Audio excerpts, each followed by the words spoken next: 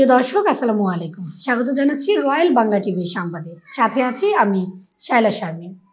এখন দেখবেন ঢাকা থেকে প্রতিনিধির পাঠানো ভিডিও চিত্রে রয়্যাল বাংলা টিভির সংবাদ।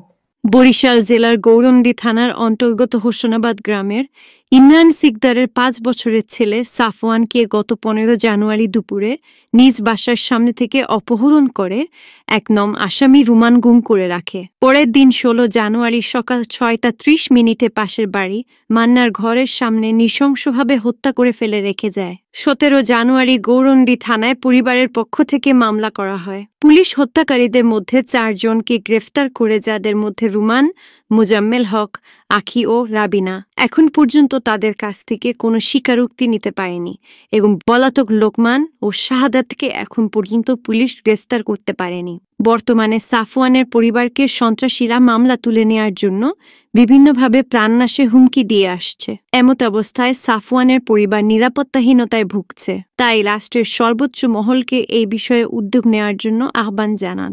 বিশেষ করে অন্তর্বর্তীকালীন সরকারের প্রধান উপদেষ্টা প্রফেসর ডক্টর মোহাম্মদ ইউনুস সাহেবকে এই বিষয়ে পদক্ষেপ নেওয়ার জন্য অনুরোধ করেন। ভুক্তভোগী পরিবার সন্ত্রাসীদের দৃষ্টান্তমূলক শাস্তির জন্য প্রধান উপদেষ্টা, স্বরাষ্ট্র উপদেষ্টা, আইন উপদেষ্টা সহ আইন শৃঙ্খলা বাহিনীর সদস্যদের প্রতি আহ্বান জানান। আমি সাফওয়ানের বাবা, আমার পরিচয় 5 বছরের ছেলেকে গত 15 জানুয়ারি দুপুরের দিকে নিজ বাসা থেকে অপহরণ করে এক নং আসামি রুমান গুম করে রাখে। পরের দিন 16 তারিখে সকাল 6:30 মান্না ব্যাপারীর বাড়ির সামনে নৃশংসভাবে, আপনারা দেখেছেন বিভিন্ন ছবিতে, ওরা নৃশংসভাবে অনেক কষ্ট দিয়া, ঠিক আছে, এত কষ্ট দিয়ে প্রশান্তর মতো ওকে মেরে হত্যা করে ফেলানো হয়েছে।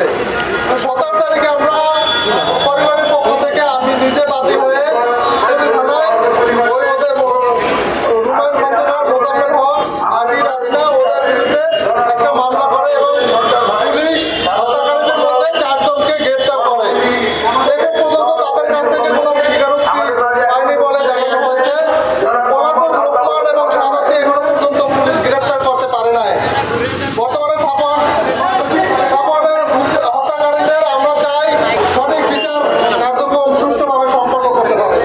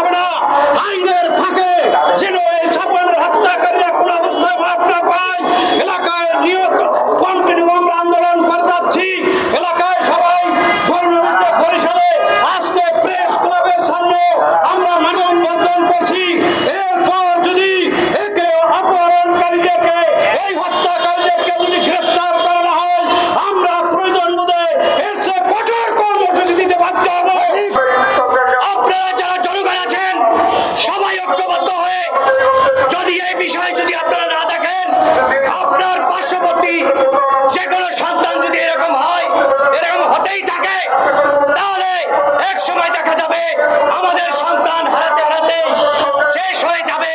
কিন্তু সত্য বিচার এটা হবে না। ঊর্ধ্বতন কর্মকর্তাদের দৃষ্টি আকর্ষণ করছি এবং তাদেরকে এই প্রকাহত এই হত্যার বিচারের আইনগত দিক দিয়ে তাদেরকে শাস্তি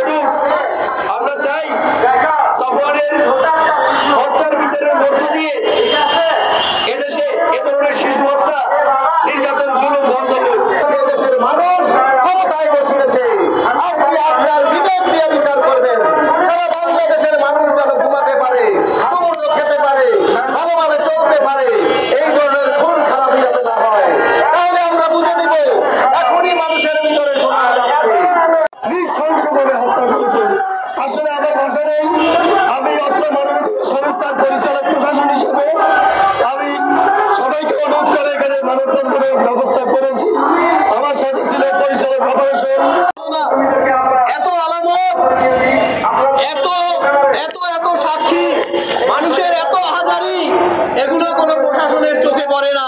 আমরা অবাক হয়ে যাই যে একটা 5 বছরের শিশুকে হত্যা করার পরেও সেই আসামিদের কাছ থেকে পুলিশের তদন্ত বিভাগ ডিবি এখন পর্যন্ত কি তদন্ত করেছে আমরা জানি না।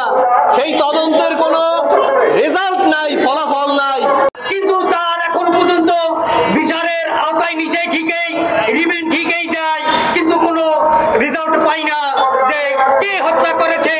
আমরা আর কি প্রমাণ দেব?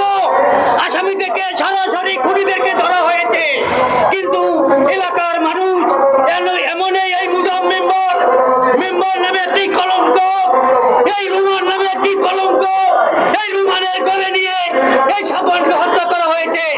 এই মুজাম এলাকার একটি প্রতিনিধি, একটি ভোট চুরি করে মেম্বার হয়েছে, কিন্তু অনেক রাজধানী, অনেক জমি দখল, অনেক সন্ত্রাসী কাজে জড়িত, কিন্তু কোনো বিচার আমরা পাই নাই।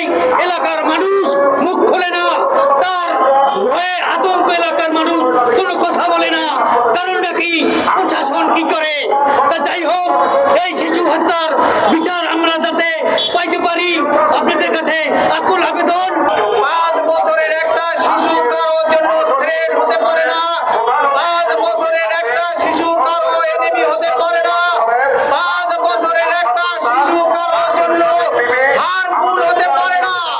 অথচ দুর্বৃত্তরা সারা রাত তাকে নির্যাতন করে হত্যা করা হয়েছে। সেই হত্যার ঘটনা আমরা এখানে বর্ণনা করতে চাই না। সাফওয়ানের বাবা ইমরান এখানে উপস্থিত হয়েছে, তার হৃদয় ক্ষত হবে, তার আত্মা ফেটে যাবে।